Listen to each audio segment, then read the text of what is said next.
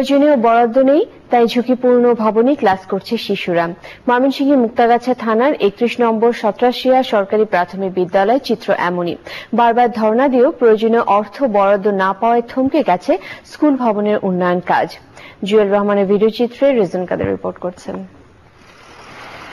ময়মনসিংহ জেলার মুক্তাগাছা থানার 31 নং সত্রাশিয়া সরকারি প্রাথমিক বিদ্যালয়ের যাত্রা শুরু 2010 শিক্ষাবর্ষে। যাত্রার প্রথম বছর সহ এ পর্যন্ত 3বার ফলাফল বিবেচনায় জেলার অন্যতম সেরা স্কুলের মর্যাদা লাভ করে বিদ্যালয়টি, আর থানা পর্যায়ে 5বারই প্রথম। এই বিদ্যালয়ে সময়ের সাথে সাথে বেড়েছে শিক্ষার্থী সংখ্যা। বর্তমানে শিক্ষার্থী সংখ্যা 435।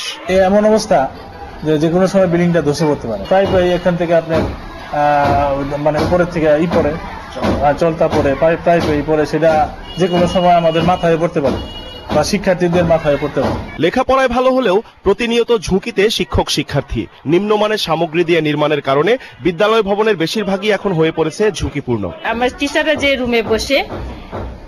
রুমে বসে এই রুমটাই রিস্ক, যে কোনো মুহূর্তে মনে হয় ভেঙে পড়বে। সবসময় ভয়ে থাকি যে কখন কি হয়ে যায়। কিছুদিন আগে ভূমিকম্পের চাপটা ছিল, আমরা খুব আতঙ্কে ছিলাম এবং মাঝে মাঝে আমরা বাহিরে ক্লাস নিচ্ছি। ঝুঁকিপূর্ণ ভবনে ক্লাস চলাকালীন হতাহতের ঘটনাও ঘটেছে বেশ কয়েকবার। তাই অনেক সময় খোলা আকাশের নিচেই চলে শিক্ষা কার্যক্রম। আমি অবহেলা বলবো না, হয়তো আমাদের প্রতি দৃষ্টি আছে না সরকারের, হয়তো আসবে। প্রথমই লিস্টে নাম যায় সত্রাশিয়া, কেন যে আসে না এটা জানি না। এলাকাবাসীদের সহযোগিতায় এবং ব্যক্তি উদ্যোগে কিছুটা উন্নয়ন কাজ করলেও সরকারের সংশ্লিষ্টদের কাছে প্রয়োজনীয় উন্নয়ন বরাদ্দ আসবে এমন প্রত্যাশা স্কুল কর্তৃপক্ষের। রিজওয়ান কাদের, চ্যানেল আই, ময়মনসিংহ। এবারে নিটলটা